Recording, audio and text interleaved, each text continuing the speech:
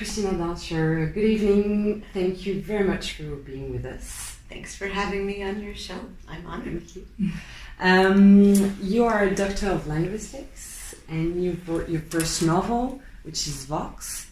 And my first question is actually two questions. Do you think that women have won an actual liberty of speech with the Me Too phenomena? And second question, do you fear the backlash? Backlash from? From the liberation of women's speech. I think women have had freedom of speech for quite a long time now, actually.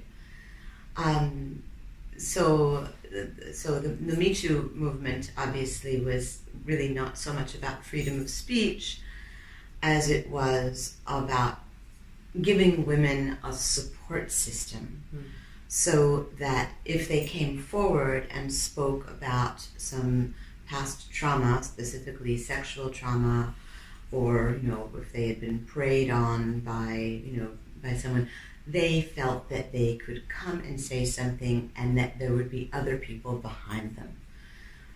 That kind of support system is very different than freedom of speech, right? I mean, they always had the freedom of speech. Maybe they just didn't have the support system. So they're two different things. Do I think there's a backlash? Well, or afraid that it could. Look, I mean, if we've all studied physics, probably some of us longer ago than others, like me, I think that to every action there is an equal and opposite reaction. Mm-hmm. And of course we do see this. Have I personally seen any kind of backlash with women speaking up more? No, not really. Although, ironically, that's what I wrote about in VOX. I mean, the whole idea of VOX was not that women are being silenced. It was that women are being silenced because they started speaking up more. Not because of the Me Too movement, because remember, I wrote this book before there was a Me Too movement. So nobody knew anything about that. I was looking more at the way that women were speaking up, marching on Washington, particularly with the Pink Pussy Hats in January 2017. And I imagined this backlash scenario where some people were thinking, oh God, I wish they would just shut up, right? And go back home. And that's when I started looking at, okay, what if we brought the culture of domesticity back again? What if that culture experienced a renaissance? Do I think there's going to be a backlash? No. Do I think that there are always repercussions? Sure. We've seen some of them.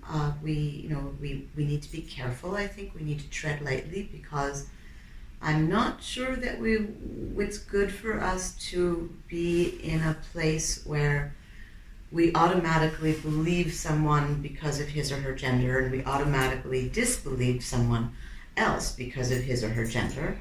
This is a potentially dangerous situation. So whenever we talk about freedom of speech, whenever we talk about the courage to speak up, whenever we talk about using our voices, I think it's very important that we talk also about doing this in a very responsible way. Mm-hmm.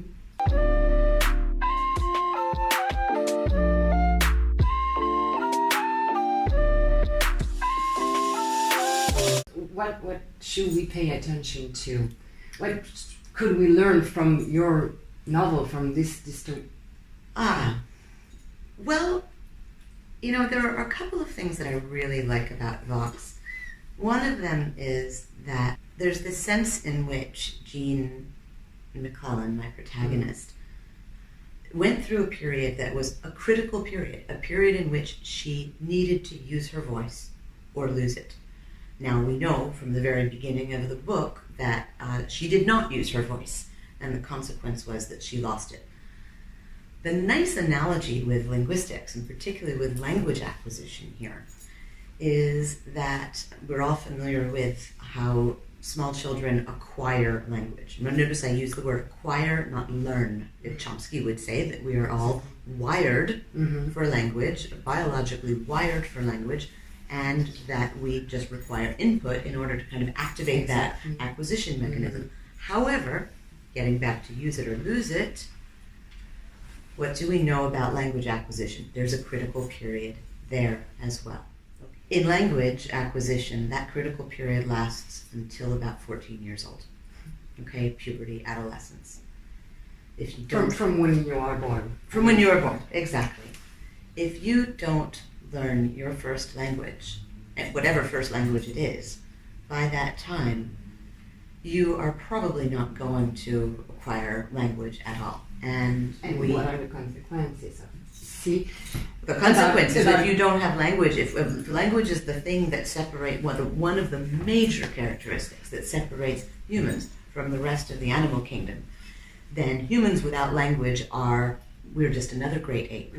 Without we cannot create concepts, we cannot proceed information. Absolutely. That's what's it's terrible in the book, talking. just to explain, is that her kid is 6 years old and she cannot speak, 100 words, she cannot read. So the question is, there's a problem for the next generation. Absolutely. I mean, the reading and writing are ancillary. Reading and writing are sort of artifacts. They have nothing to do with language. We do not need orthography in order to have language. We just don't. I mean, it's lovely to have it, but we don't need it to do what we're doing right now. Okay, to process this information. And in VOX, there's a scene later on in the book where a young soldier who Jean is talking to, he's not a linguist, he's not a scientist, he's just a regular Joe, he's a regular guy. But he's got a little girl, and he heard this story about this other little girl in California who was denied language, and he's so worried. And this tells you the risk. I mean, it shows you this palpable risk, because what we can imagine is if the pure movement went on and on and on, another generation or two, exactly 2 generations later, we would see women they would not need the risk counters anymore. That's the really cool thing. They would not need the risk counters, because women would be so language deprived that they would effectively be, I would say, like domestic pets. Yeah.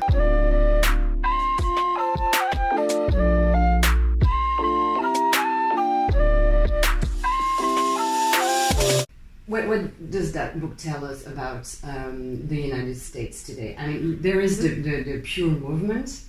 That's something that is really conservative, really gender roles, old-fashioned gender roles, women at home. Biblically based gender roles. Exactly. Yes, there is an area in the United States that is known as the Bible Belt, and it's been called the Bible Belt for a very long time. This is nothing new.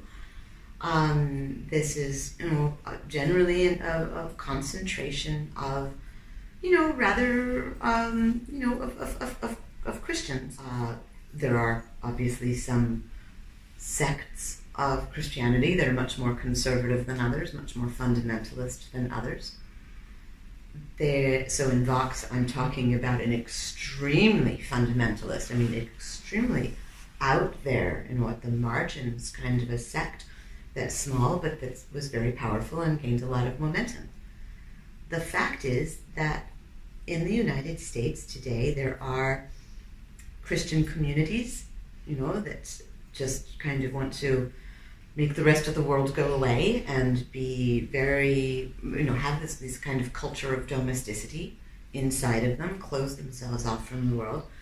There are, thankfully, not many, but there are some people who practice Christian domestic discipline. It's discipline, it's physical discipline. So, if, the wife disobeys, then the wife maybe gets spanked. Same with the children. I'm not making this up. I know it sounds like I'm making it up. No, you're not. Within that culture of domesticity, there was the notion of the true woman. And this is also fact. The true woman had 4 main qualities. The true woman was feminine. The true woman was pious. She was virginal. And she was submissive.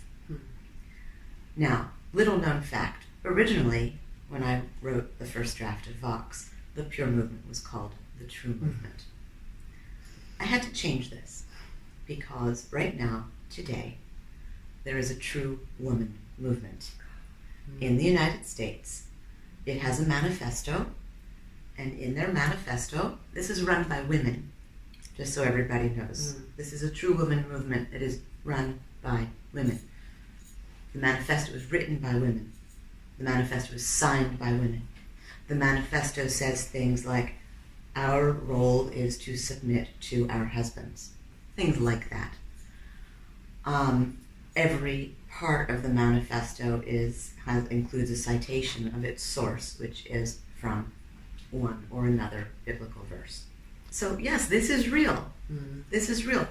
This is not new, and it didn't start in 2016 with the election. This is something that started in the 19th century. This is something that had experienced a renaissance in the 1950s. I mean, we had television shows in the US called Father Knows Best. Okay? So all I did in VOX was imagine that, hey, some people wanted to go back to those halcyon days of the days when father knew best. The days when everybody was happy and everybody was domestic. Kind of like what Ira Levin did in his excellent novel from 1971 or 72, The Stepford Wives.